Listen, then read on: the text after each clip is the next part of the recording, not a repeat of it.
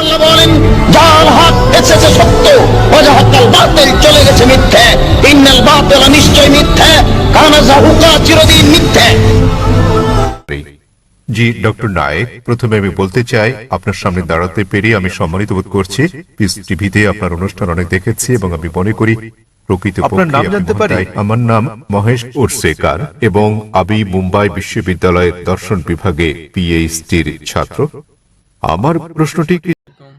Doctor Zakir নায়েককে একটি ভাই প্রশ্ন করেছেন, রুহু কি? দেহের সাথে রুহুর সম্পর্ক কি? মৃত্যুর পর আত্মা কি হয়? চলুন ডক্টর জাকির নায়েক এর উত্তরে কি বললেন শুনে আসি মোবাইলের স্ক্রিনে। মহান আল্লাহ বলেন, জাল হক এসেছে সত্য, ওয়াজাহাকাল বাতিল চলে গেছে মিথ্যে। ইন্নাল বাতিলা নিশ্চয় মিথ্যে, কানা যাহুকা চিরদিন মিথ্যে। জি ডক্টর নায়েক, প্রথমে আমি বলতে চাই আপনার সামনে দাঁড়াতে পেরে আমি সম্মানিত বোধ করছি। পিস টিভিতে আপনার অনুষ্ঠান অনেক দেখেছি এবং আমি মনে করি প্রকৃত আপনার নাম জানতে পারি? আমার নাম মহেশ উর্সেকার এবং আমি মুম্বাই বিশ্ববিদ্যালয়ের দর্শন বিভাগে পিএইচডির ছাত্র। আমার প্রশ্নটি কিছুটা টেকনিক্যাল। আমি জানতে চাই ইসলাম ধর্মে আত্মার ধারণাটি কি? আপনি জানেন ভারতীয় দর্শনে আত্মা ও মনকে আলাদা ধরা হয়েছে, অথচ পাশ্চাত্য দর্শনে আত্মা ও মনকে অভিন্ন বিবেচনা করা হয়। তাই আমার প্রথম প্রশ্ন হচ্ছে, ইসলামে আত্মার ধারণাটি কি? এবং দ্বিতীয় প্রশ্নটি হচ্ছে, দেহের সঙ্গে আত্মার সম্পর্ক কি? আপনার জানার মতে মৃত্যুর পর আত্মা দেহ ত্যাগ করে কিনা, এবং আপনার জানা এ জাতীয় অন্যান্য তথ্য। তাহলে এটি একটি দুই অংশ বিশিষ্ট প্রশ্ন। আত্মার ধারণাটি কি, দেহের সঙ্গে আত্মার সম্পর্ক, এবং মৃত্যুর পর আত্মার কি হয়? ধন্যবাদ। ভাই মহেশ প্রশ্ন করলেন যে আত্মার ধারণাটি কি ইসলামে এবং সম্পর্কটা কি আত্মা ও মানব দেহের মধ্যে, এবং মৃত্যুর পর আত্মার কি হবে, এটাই মূল প্রশ্ন। ঠিক তাই। যতদূর পর্যন্ত আত্মার সংশ্লিষ্টতা রয়েছে তাতে আত্মা হচ্ছে মানব দেহের নির্যাস।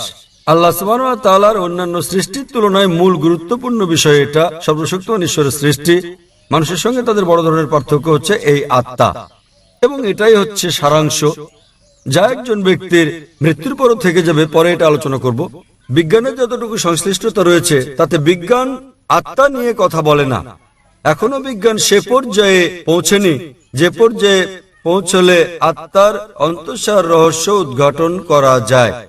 তবে গবেষণা করা হয়েছে, যখন কোনো জীব মারা যায়, উদাহরণস্বরূপ মানুষের সঙ্গে তুলনা করলে যখন একটি প্রাণী মারা যায়, মৃত্যুর পরক্ষণেই সেটির ওজনের কোনো তারতম্য ঘটে না। তবে যখন আমরা একজন মানুষের ওজনের বিষয়টি বিশ্লেষণ করি, যখন তার জান কবজ করা হয় এবং সে মারা যায়, তাৎক্ষণিকভাবেই তার ওজন কমে যায়। এর অর্থ হচ্ছে মৃত্যুর পর মানুষ কিছু হারায় যখন সে মারা যায়, কিন্তু বিজ্ঞান এখনো সে পর্যায়ে পৌঁছেনি যে পর্যায়ে পৌঁছলে আত্মা ঠিক কি তা বলা যায়। আত্মা হচ্ছে নির্যাস মানব দেহের। পবিত্র কোরআনের সূরা আলে ইমরান অধ্যায় নম্বর 3 আয়াত নম্বর 185-তে আল্লাহ তাআলা বলেন, কুল্লু নাফসিন যায়কাতুল মউত। প্রত্যেক আত্মাকে মৃত্যু স্বাদ গ্রহণ করতে হবে। এই আয়াতে ইহকাল হচ্ছে পরকালের জন্য পরীক্ষা। কোরআনে আল্লাহ বলেন সূরা মুলক অধ্যায় নম্বর 67 আয়াত নম্বর 2, আল্লাযী খালাকাল মাউতা ওয়াল হায়াতা। অর্থাৎ আল্লাহ জীবন ও মৃত্যুকে সৃষ্টি করেছেন তোমাদের মধ্যে কর্মে কে উত্তম তা জানতে। তাই এই পার্থিব জীবন পরকালের জন্য পরীক্ষা, এবং প্রত্যেক আত্মাকে মৃত্যুর স্বাদ নিতে হবে। একজন মানুষ মারা গেলে তার আত্মা দেহের মধ্যে থাকে না, কিন্তু বিচার দিবসে যখন তাকে পুনরুত্থিত করা হবে, তখন তার করা নেক কাজ ও পাপ কাজের উপর ভিত্তি করে বিচার দিবসে সর্বশক্তিমান ঈশ্বর, তিনি মালিক ইয়াউমিদ্দিন, অর্থাৎ তিনি বিচার দিবসের মালিক। দুনিয়ার জীবনে আপনি যেমন কাজ করেছেন তার উপর ভিত্তি করে সেদিন আপনার জন্য নির্ধারণ করা হবে আপনি বেহেশতে না দোজখে যাবেন। সুতরাং আত্মা জীবিত থাকে, আত্মা মরে না। এটি কেবল মৃত্যুর স্বাদ গ্রহণ করে যখন কোনো মানুষের দেহ মারা যায়। যখন দেহ প্রাণের সঙ্গে থাকে তখন সে মানুষ। তবে পরকালে সম্পূর্ণ নতুন একটা দেহ দেওয়া হবে এবং আত্মা বেঁচে থাকবে, এবং তখন এই জীবনের পরীক্ষার ফলাফলের উপর ভিত্তি করে বেহেশত দোজখ দেওয়া হবে। আশা করি উত্তরটা আপনি পেয়েছেন। আত্মা আর মন কি অনুরূপ? ভাই প্রশ্ন করলেন আত্মা আর মন কি অনুরূপ? না। আবার বলছি, মন হচ্ছে ভাবগত। যদি আমি আপনাকে প্রশ্ন করি আপনার মন কোথায়, আপনারা জানেন তখন লোকেরা বলবে মনের অবস্থান মস্তিষ্কে। সুতরাং এটা একটা গুণবাচক শব্দ। যেমন আমরা যখন বলি নিজের কাজে মন দাও, তো মনে রাখার কথা বললে লোকেরা মস্তিষ্ক খাটিয়ে ভাবতে শুরু করে, কিন্তু এর অর্থ এই নয় যে মন মস্তিষ্কের মধ্যে রয়েছে, বরং এটা ভিন্ন কিছু। তাহলে আবারও প্রমাণিত হলো যে মন একটা গুণবাচক শব্দ। আমি জানি না মনকে কোথাও স্থাপন করা হয়েছে কিনা। যখন আমরা মন সম্পর্কে কথা বলি সাধারণত মস্তিষ্ক সম্পর্কে ভাবি, কিন্তু সেটা একটা গুণবাচক শব্দ। আশা করি উত্তরটা পেয়েছেন। আপনাকে ধন্যবাদ।